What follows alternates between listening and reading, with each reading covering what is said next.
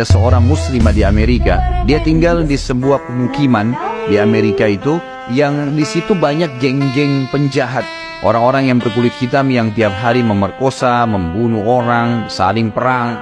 Tapi dia nggak bisa apa-apa karena memang dia tinggal di wilayah situ bersama dengan orang tuanya. Tapi karena orang tuanya mendidiknya Islam, dia pakai jilbab. Setiap hari dia harus melewatin gang-gang orang-orang ini. Jadi dia berusaha supaya tiba di rumah sebelum terbenam matahari. Karena kalau sudah malam, sudah gelap, udah kumpul tuh geng-geng semua di situ. Ringkas cerita adalah, cerita kisah nyatanya, muslimah ini pulang dari kampusnya agak malam pada satu hari. Sudah gelap, dia nggak punya pilihan. Harus melewatin gang-gang yang penuh dengan orang-orang jahatin. Dia bilang, saya waktu mau lewatin gang itu menuju ke apartemen saya, rumah susun orang tua saya, ada satu perempuan di depan saya kelihatannya bukan muslimah, tidak tutup aurat, lagi lewat juga di gang situ. Tiba-tiba saya lihat dengan mata saya dikeroyokin oleh laki-laki itu. Dipegangin, ditarik dengan paksa, dimasukkan ke dalam sebuah tempat dan terdengar suara teriak-teriak, kemungkinan diperkosa.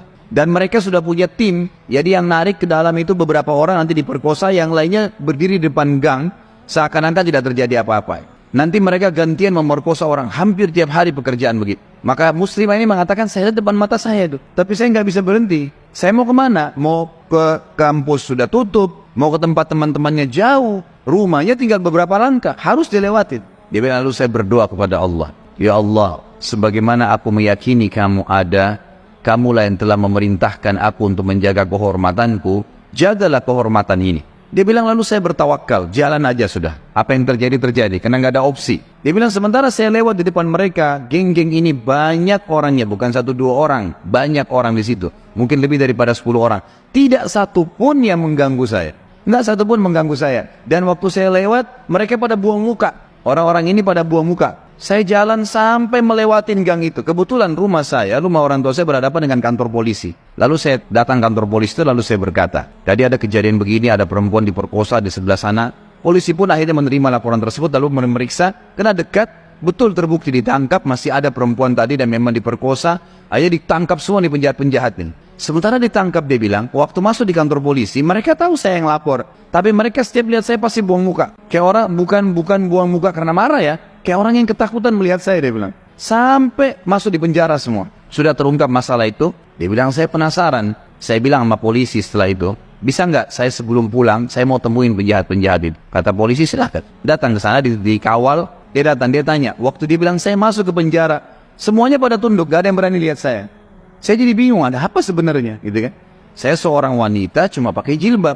Ini penjahat-penjahat terkenal tiap hari perkosa orang, tiap hari bunuh orang, nggak ada yang ditakutin. Maka saya bertanya, saya mau tanya, saya yang melaporin kalian. Maka semuanya ada satu orang yang menjawab mengatakan, kami tahu kalau kamu yang melaporin. Terus kata si perempuan ini, kalian tidak marah dengan saya?